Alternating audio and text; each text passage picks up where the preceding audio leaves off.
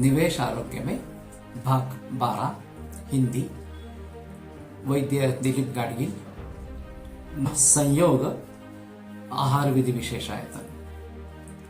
तो मैं आहार विधि विशेषायतन के बारे में बात कर रहा था और उसमें संस्कार के बारे में मैंने काफी जानकारी दी है और इन संस्कारों को भली भांति देखना है और फिर उसके मुताबिक कौन से संस्कार हमारे लिए अच्छे हैं कौन से नहीं है ये देखकर एक्चुअली क्रिया करनी है। उसका अगला जो है वो संयोग नाम से बताते हैं।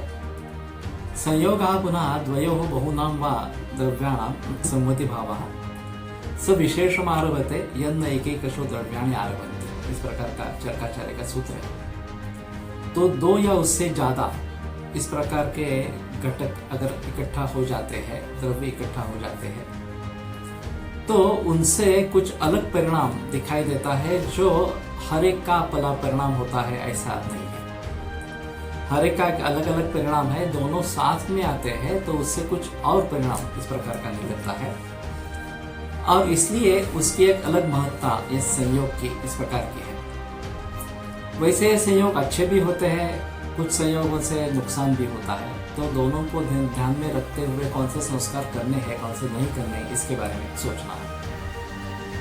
खास करके जब गर्मी का मौसम होता है तो बहुत प्यास होती है, गर्मी ज्यादा लगती है और हमारे हिसाब में आयुर्वेद के हिसाब में यहाँ पे कफ का प्रतिदिन क्षय होता रहता है और वायु बढ़ता रहता है। प्रत्यंग श्लेष्मा ततो वायुश्च वर्धते, इस प्रकार का सूत्र है। तो ये कफ की कमी को कम करने के लिए, कफ को बढ़ाने के लिए और वायु जो बढ़ रहा है उसको कम करने के लिए हमें मधुर अम्ल लवण या स्वादु या खट्टा और नमकीन इस प्रकार का कुछ लेना चाहिए और आधार लेना है।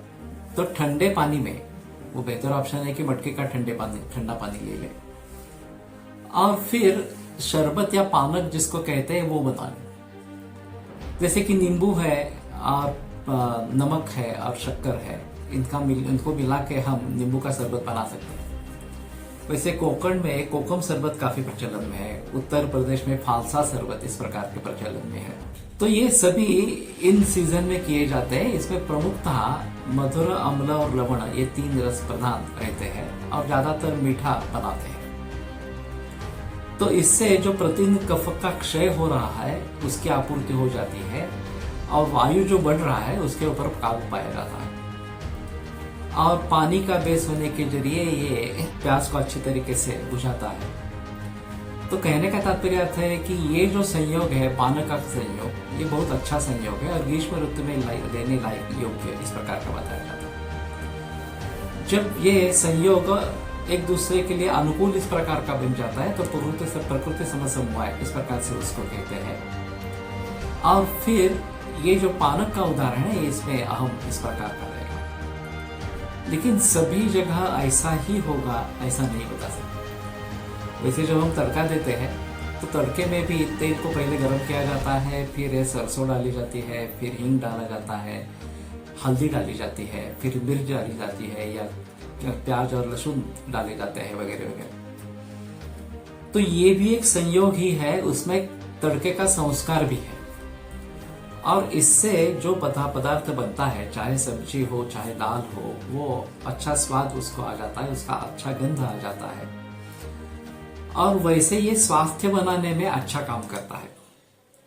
तो ये भी प्रकृति समवाय से माना जाता है। इसमें केवल संयोग नहीं है, इसमें संस्कार भी उसके साथ है क्योंकि हम अग्नि पर गर्म करते हुए ये बातें करते हैं। तो इस तरीके से ये तड़का लगाना ये भी एक अच्छा संस्कार या अच्छा संयोग इस प्रकार का है, लेकिन सभी जगह ऐसा ही होता है ऐसा नहीं है।